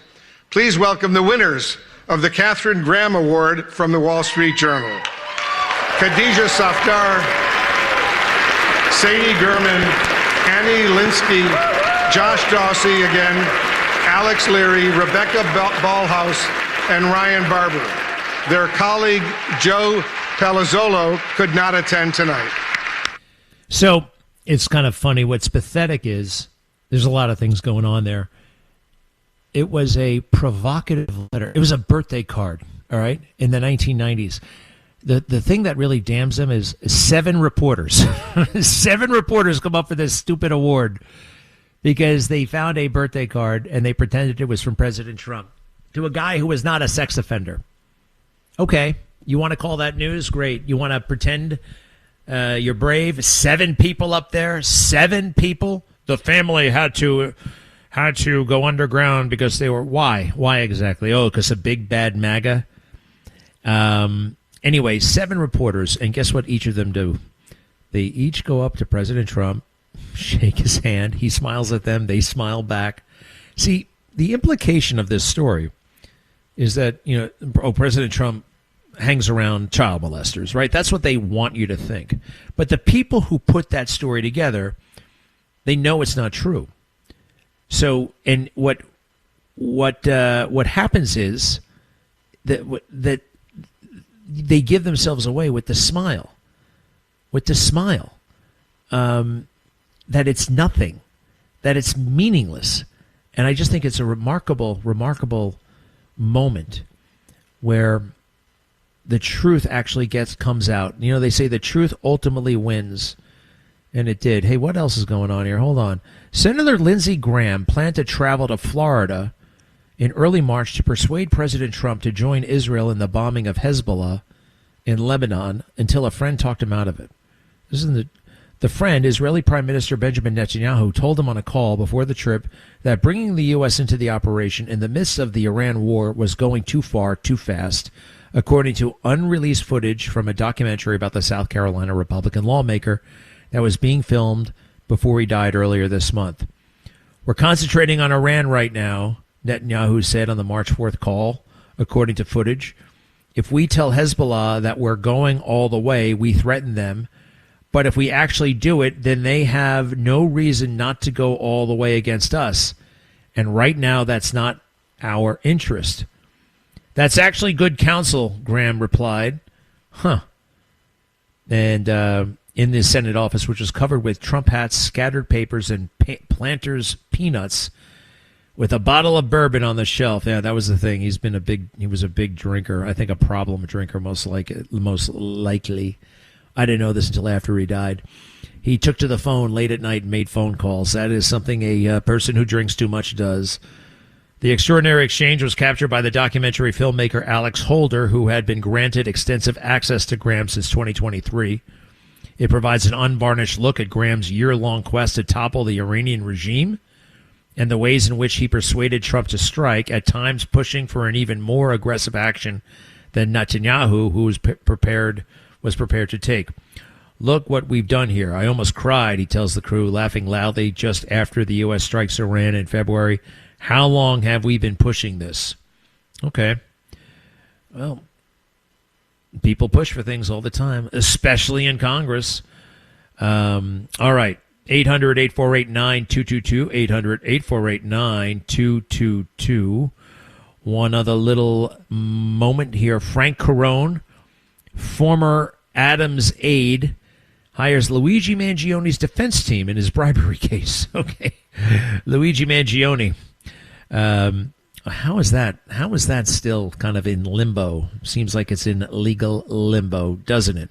Carlos, from our phone lines, let's go ahead and check out what Neil has to say. Hi, Neil. Hello, good afternoon, Ray. In the 70s... Did you say Ray? Did you say Ray? Ray? I'm sorry, I heard Ray. My dad's middle name... My middle name is Ray for my dad, and often in the house, when my mom would yell Ray or Greg, we had trouble deciphering it, so I just thought I had Ray. Anyway, it's Greg Kelly. Neil, continue. Greg. It's in the 70s, I used to work in a psychiatric unit for a psychiatric hospital. The one day I was walking to lunch down the hallway. We used to share the same lunchroom with the patients. And I worked on a locked unit, and there was a patient walking towards us. I was walking towards him. This poor man was gay, and he didn't make any approaches. All of a sudden, this guy just attacked him. So we had to jump on top of him to stop him from doing what he was doing to this poor guy. This whole thing was brought to the attention of the psychiatrist, and this guy was a real crazy person, even though he was taking psychotropic drugs. So what happened in the end was, all of a sudden, every single Wednesday, we used to have a meeting. So the nurses, the aides, which I was the psychiatric aide, social workers, and psychiatrists. Psychiatrist wants to send this guy home for a weekend pass, and all of us said, do not do this. This guy is really out of his mind. And didn't listen to any of us. Sent this man home. He lived in Woodmere, Long Island. He robbed a 14-year-old's bicycle, and the kid says to him, what are you doing? The guy took a hunting knife, stabbed him to death. He almost cut his own hand off because he was hitting him with such veracity. And when it came to light, what happened, the psychiatrist cracked up, but he never listened to us. And this was actually in the news. Geraldo Rivera covered this story, and the patient's name was Roy Slutsky. You could look it up. This was in the 70s. Yeah. Was it Meadowbrook or Creedmoor? Where the hell was it? No, it was in a hospital in Queens, in a psychiatric hospital in Roy Queens. Lutsky. Well, all right. So the bottom line is what? The bottom line is that part of what's going on with these crazy people out there are the people that are in charge of them. Sometimes they really don't have any idea what's going on with these folks. You know, you gave me the name of the crazy person. I'm almost more interested in the doctor who let him go. Do you remember that doctor's name? Oh goodness, I see his face. I can't remember. Roy Lutsky, huh? Roy Lutsky. With an S, Lutsky. Lutsky. All right, I'm going to look it up. Roy Lutsky. Thank you for that. All right. Well, fascinating story. Sounds a little bit like One Flew Over the Cuckoo's Nest, you know, that meeting with the nurses and everybody? Yeah. He wouldn't listen. He wouldn't listen. You got to listen. Listen to the guys who work with them every day. Sometimes those doctors can be so snooty. Thank you, sir, very much. Let's see, who else is there? Julie, how are you? Good, Greg. I'm just wondering, has anybody spoken to to Stevenson's stepdaughter? What does she have to say about it? Oh, we don't like her. She's a nut job. She, you know, I mean, I don't know. Like, you know, let's face it, stepdaughter, stepdad, you know, they didn't get along, and she doesn't like Bill. So, yeah, she's not helpful in any of this. And you know what? It doesn't matter. She doesn't know anything. You know what I mean? She didn't live there. She wasn't a witness. But from what I hear, she's a real pain in the neck. Sorry that she lost her mom and all, but I don't think it was Bill's fault. But, you know, she doesn't know anything. And she has not been helpful. So I do know about that, and I know she's not been helpful. In fact, she's been the opposite of helpful. All right, Julie? All right, thanks. All right, you bet. Let's just try Dave real quick. Dave, how are you?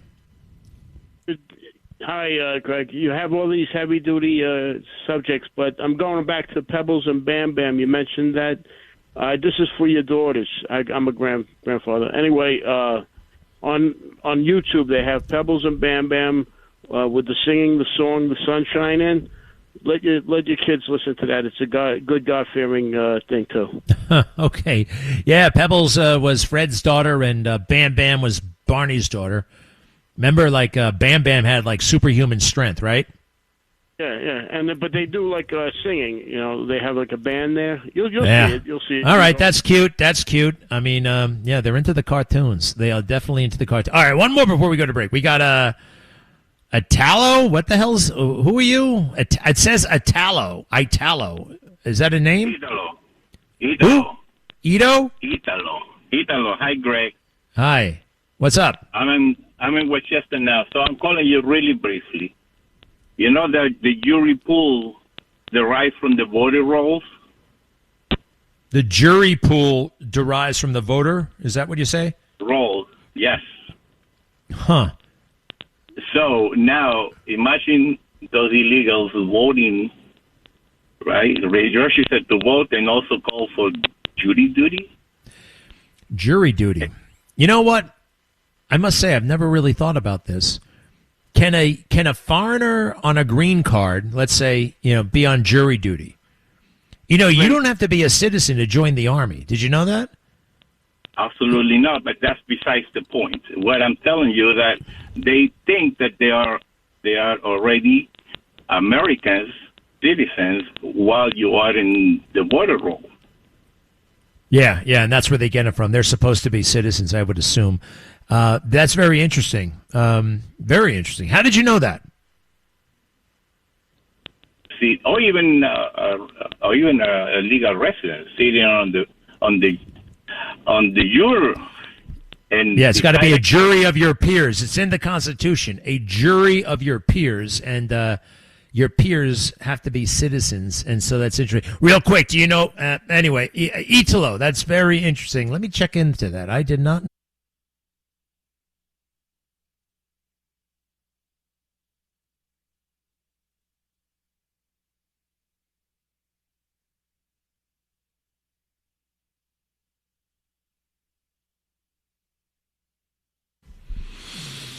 Welcome back. I have been reading. I have committed once again to reading more from the Bible. And everybody's got a weakness. Everybody's got something that they probably shouldn't be doing. And I have been reading from Judges in the Old Testament. And let's just say it's helpful. It's very helpful. And you can see what, not correcting these weaknesses can lead to if you're not careful. All right? We are flirting with disaster. Some of us, all right?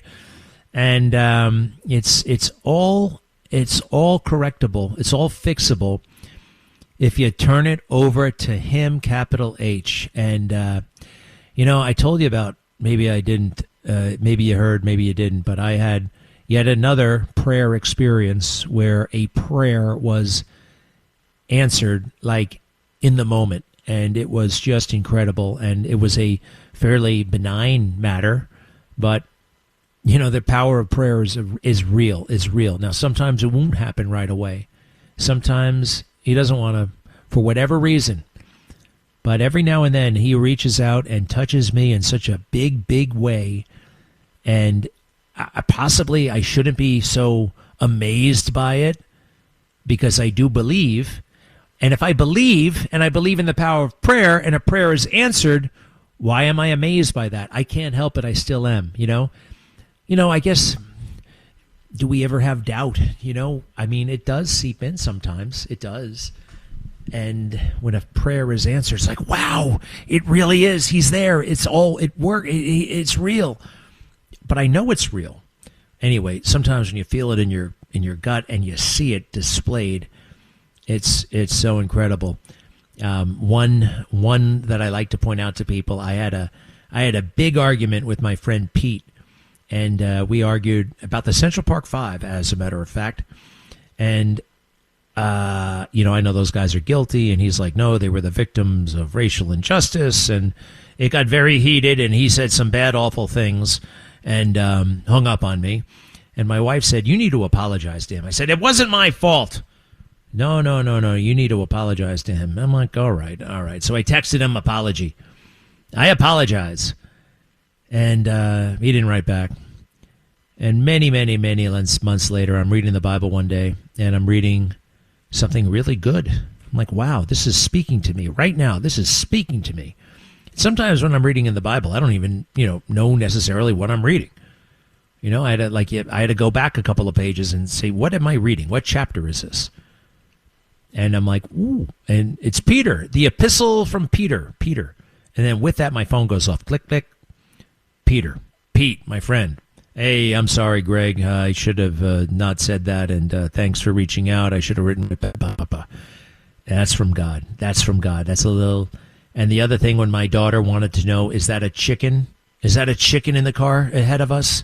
And I couldn't catch up. And then she just spontaneously prayed to God to find out what kind of bird it was. And I said, well, how are we going to know, Daddy? He's not saying anything. I said, well, let's look for a sign.